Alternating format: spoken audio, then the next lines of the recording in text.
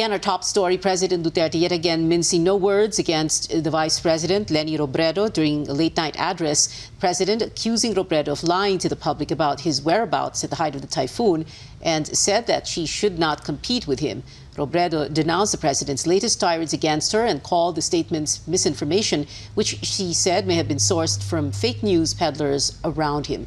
But presidential spokesman Harry Roque says he is unsure if the president indeed fell victim to misinformation and insisted that it was not right for Robredo or anyone to ask nasaan ang Pangulo or where is the president. Well, let's hear from the Vice President herself as we go above and beyond headlines with Mrs. Leni Robredo. Ma'am, thank you very much for taking our call and thank you for joining us via Zoom. We know how busy you are. You are in Camarines right now, ma'am? Yes, I'm in Camarines. Pia, I left Quezon City at 2 a.m. I've been to two towns in Camarines Sur already. Both towns were ravaged by both Typhoon Rolly and Typhoon Ulysses, Ragay and Pasacao. All right. Well, ma'am, ang dami pong triggered dahil sa nangyari since last night and I'm sure you get a lot of messages. Kanina lamang, mga 30 minutes ago, nag-post po ako sa Facebook at sa Twitter dahil sinasabi ko lang na guest ko po si VP Leni Robredo. What would you like me to ask her? There is a deluge, a tidal wave of questions and comments for and about you. And I'm going to try my very best to squeeze everything into this interview. But well, let's begin with this, ma'am. Merong kasing nagtatanong, ang dami nagtatanong same question. Ang feeling ko nga, bakit parang gano'n, no? They're asking the same kind of question, medyo phrased differently lang. Kung masakit na po ba ang likod nyo kapapasan sa gobyerno? Wow, what a question. Alam mo, Pia, wala akong karapatan na magreklamo. Kasi ako yung nag-apply sa posisyon na to. Nung nag-apply ako sa posisyon na to, kabahagi nito yung kahirapan ng posisyon. Parati ko to, Pia, sinasabi na totoong mahirap. Totoong mahirap, lalo na sa environment na ganito. Pero para sa akin, small price to pay. Para sa pagkakataon na, you know, to make a difference, to have a platform, to be able to help yung ating mga kababayan. So, wala akong reklamo. Yeah. Oh, so when you say that you signed up for this, para bang occupational hazard? And, well, given the fact that you and the president come from different sides and different political parties, and, well, from the very beginning, you know, things were never really smooth between you, parang okay sa inyo yon. You don't mind it after 4 years ganito pa rin. Alam mo, Pia, it would have been better kung meron kaming mas harmonious na working relationship ni Pangulo. Dahil para sa akin, magre-redound naman yan to the benefit of the Filipinos. Pero sa akin kasi, I am very much aware that there are things I cannot control. And this is one of those. So para sa akin, despite the environment I'm working in, sa akin naman, Pia, nasanay na ako na maghanap kung saan may buwelo. Gusto sabihin, kung mahirap ito, di hanap ng ibang daan. Pero hindi ko hahayaan yung difficulties to get in the way of doing things that I should do. Oo. Ma'am, the reason also why I mentioned na maraming nagtatanong, nag-reply sa akin, no, para sa mga questions sa inyo sa Twitter at sa Facebook is because nakatag po kayo. So I'm very sorry but you're going to get another deluge of messages. So mababasa po ninyo yon sa Twitter at sa Facebook. Pero among them, at maraming nagtatanong, parang pare-pareho sila nagtatanong kung kailangan nyo pa raw ba ng salon pass? Paminsan nagsasalon pass ako, Pia. Naalala ko, kailan ba yon? I think yung galing ako sa Polillo Islands. Pagdating ko, talaga nagpalagay ako ng salon pass sa likod ko. Nakakapagod din talaga, lalo na pag mainit. Okay. Diba ako kanina, Pia, sobrang init, so mas nakakapagod siya. Okay, and then isabay nyo pa sa init sa politika, so doble at tripleng init pa talaga. ma'am, kanina no pinag-usapan natin so hindi kayo magkapareho ng partido ng Pangulo, and you never started off really very well on the right foot, and sometimes okay kayo, sometimes hindi, no? Would this be an argument to change the system? You know, of course that would be a real overhaul, that the president and the vice president should be on one ticket. Pag binoto ng tao ang presidente, ang binobotong vice president naman ay yung katiket ng presidente. Ano, Pia, it's worth looking into. Kasi alimbawa sa US, kung ano yung partido ng nanalong pangulo, yung kanyang vice president nandun. Pero sa akin, pag pinag-aralan kasi natin, pag binalikan natin, bakit ba ganito yung konstitusyon natin? Pag tiningnan natin yung deliberations ng Constitutional Commission, meron dahilan. At yung dahilan parang checks and balances. Yung mga nakaraang administrasyon naman, Pia, halimbawa after President Cory, si President Ramos, ang vice president niya si Erap, hindi niya naman kapartido. Pero they were able to work well. After kay President Ramos, Erap and Gloria, parang in the beginning okay naman. At tapos hanggang kay President Aquino. Medyo okay pero medyo na-unseat. Oo. So okay naman. sa akin, posible naman sana. si Pinoy tsaka si VP Binay. Oo. But anyway, ma'am, they had a good working relationship. Okay.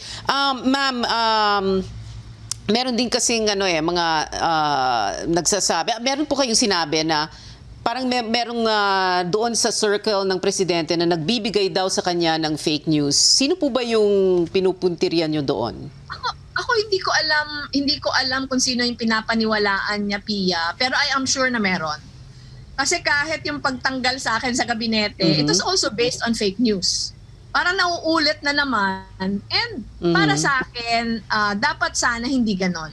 Dapat sana hindi finifeed si Presidente ng kasinungalingan. Kasi ang nako-compromise si Presidente.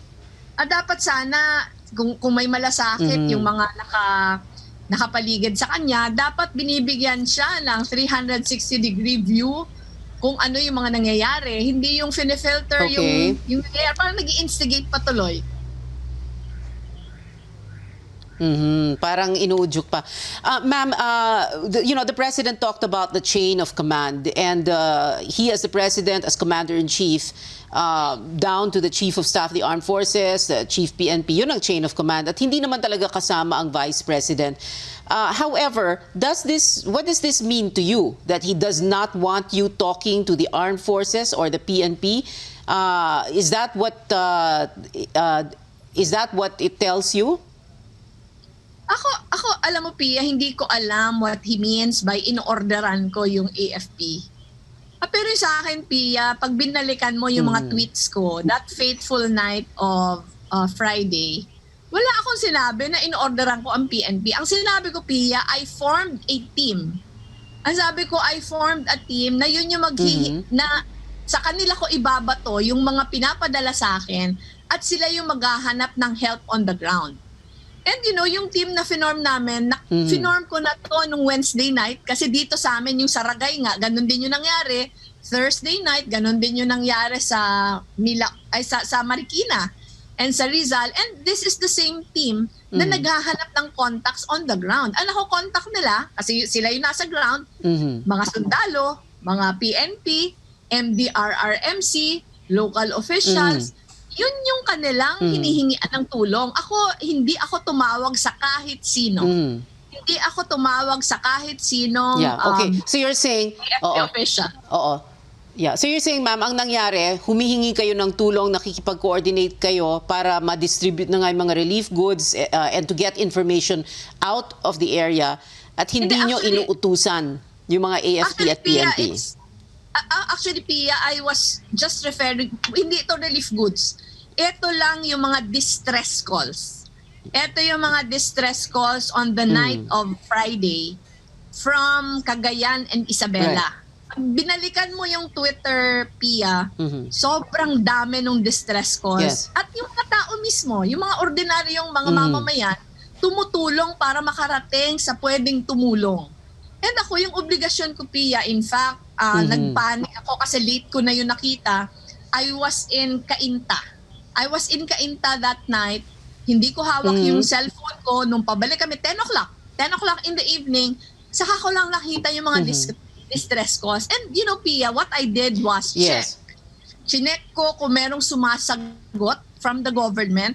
Dun sa distress calls, wala. Walang sumasagot from the government. So ako Pia, ang pinaka, di ba, nandun ka sa taas ng bubong, rumaragasa yung tubig, naghahanap ka, sobrang dilim na, naghahanap ka ng rescue, tweet ka ng tweet, pero wala sa'yong sumasagot. So sa akin, Pia, every time na may makikita akong tweet, sinesend ko sa team, sila yung naghahanap ng tutulong on the ground. Pag meron ng feedback, nilalagay ko ulit sa Twitter. And why was I doing that? Sa sitwasyon na yun, Pia, napakahalaga na number 1, i-acknowledge mo na we heard you, we got your distress call. Number 2, help is coming. Number 3, we will do all we can to save you. Yun eh. Sa akin, Pia, hindi ko alam kung hindi ko lang nakita, pero nung naghanap ako, wala ako nakikitang gumagawa nun. And it could have been anyone. Hindi naman kailangan na si Presidente yung sumasagot. Pwede namang any government official na who has command. Yeah. And what you're saying, ma'am, is that because of this, because of the way you explained it all, you're not going to stop talking to the AFP, to the PNP, you're not going to stop sending relief goods via military planes, etc. Alam mo, Pia, we have been sending goods for the past 3 weeks. Since Quinta pa ito. Quinta, Rolly, and Ulysses. Halos everyday, nagpapadala kami ng mga trucks, etc., boats, etc. Alam mo, in all the 3 weeks, once lang na may kinarga sa isang military chopper, all the time, private. Yung aming partners yung nagpo-provide ng logistical support. One time lang, Pia, na may kinarga sila 80 food packs, 80. Kinarga nila sa military plane kasi wala pang roro. Wala pang roro, and the food packs were for Catanduanes. Actually, Pia, the night before, yung aming team nandun na sa Tabaco Port. Nandun na sila sa Tabaco Port para dalhin yung aming goods sa Catanduanes. Walang biyahe pa. I think nag-resume that very day, November 3, doon nag-resume yung roro. So kami, sinabay yung aming goods sa isang mission flight from Legazpi to Virac. Ano yun, Pia? Tawid lang yun. Sinabay yun, pero sa dami ng aming tinulong, yun lang yung only time. Yun lang yung only time na isinabay, at least itong panahon na to. Itong panahon ng Quinta, Rolly, and Ulysses. Yun lang yung panahon na to. Pero sa akin Pia, very malicious kasi yung claim ni Secretary Panelo. Kasi yung claim niya, meron daw C-130 na punong-puno ng goods from DSWD and NDRRMC to Virac. Sinabayan ko daw para ang impression daw nung tao, galing sa akin yung goods. Diba? Sobrang malicious in the sense na hindi nga kami humihingi sa inyo ng goods. Lalo pa hindi kami umiepal sa goods nyo kasi ang dami naman namin partners na tumutulong. And what we're doing is exhaust our private partnerships to bring help to those who need them. Para sa akin, meron nga tayo, Bayanihan, Heal as One. Bakit minamasamaan nyo yung tulong ko? Hindi ko naman kayo ginagambala. Oo. Yung para Ma'am, sa akin yung... Oo.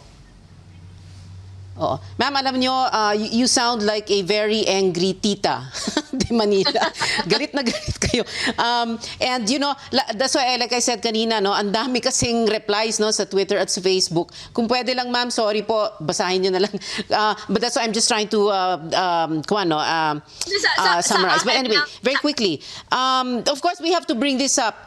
Ma'am, sorry, but we have to bring this up, no? Dahil binanggit din ni Presidente, and syempre, a year and a half from now, election period, etc.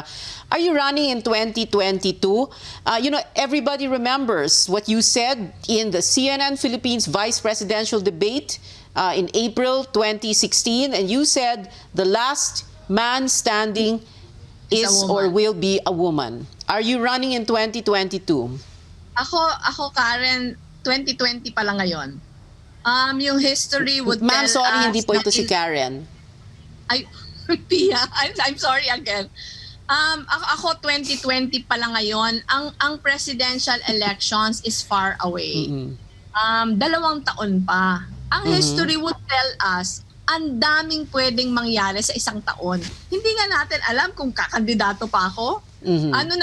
Nagkumandidato ako, Pia, for VP last minute. Nung kumandidato ako for Congress, the same. Pero yung sa akin, i-bring up ba natin yung election at a time of parang sobrang calamity such as this? Hindi lang ng typhoon, pero 3 magkakasunod. Meron pa tayong COVID. Tapos ang iniisip natin, election? Ano ba naman yon? Parang this is a time to unite. Kaya ako Pia, I would have to admit, galit talaga ako pag fake news. Ako ang dami ko napapalampas. Kung opinion mo, sabihin mong inefficient ako, sabihin mo wala akong alam, pabayaan ko na yan. Pero kung ang basis mo, kasinungalingan, I will call you out. Kasi para sa akin, ano ba naman yan? Ang daming kababayan natin yung nangangailangan ng tulong. Hindi ba pwedeng magtulong-tulungan na lang tayo kung maglalaban-laban tayo sa eleksyon? Pagkatapos na nito lahat, patapusin muna natin yung mga calamities kasi ang dami-dami pa nangangailangan ng tulong natin. Okay. Pero of course, ma'am, syempre marami kasing replies no, sa social media, mga natutuwa sa inyo and praising you. Meron ding mga medyo upset sa iyo, parang gano'n. No? Pero merong isang tanong dito dalawa. Iklian nyo na lang po yung sagot, ma'am. Sorry Ano po daw ang gusto nyong name ng fandom nyo? Alam niyo ba yung fandom ano? And ano yun? how to be you po. Na ano yun? How to be you. Ma'am, so for the first question, ano daw name ang gusto ng fandom nyo? Ang dami nyong, Ako, Pia, yung how to be you, lahat na nakatrabaho ko in the past, wala pa ako sa politika, alam na ganito na ako magtrabaho. Alam na pag nagtatrabaho ako, na-obsess ako sa trabaho ko. Alam na ganito ako kagrabe, magtrabaho. So, para sa akin, sana hindi naman nila masamain. Wag naman sana nilang masamain. May claim sila, Pia, na parang forma-forma lang. Parang yung sa akin, ayoko na yung i-refute, pero tanungin niyo po yung mga nakakakilala sa akin kung paano ako magtrabaho. I think kung forma-forma lang, hindi ko ito masusustain. Siguro kung forma lang ako, gagawin ko lang to pag eleksyon. Pero ako, since wala pa ako sa politika, ganito na ako magtrabaho. Okay. Sige, ma'am.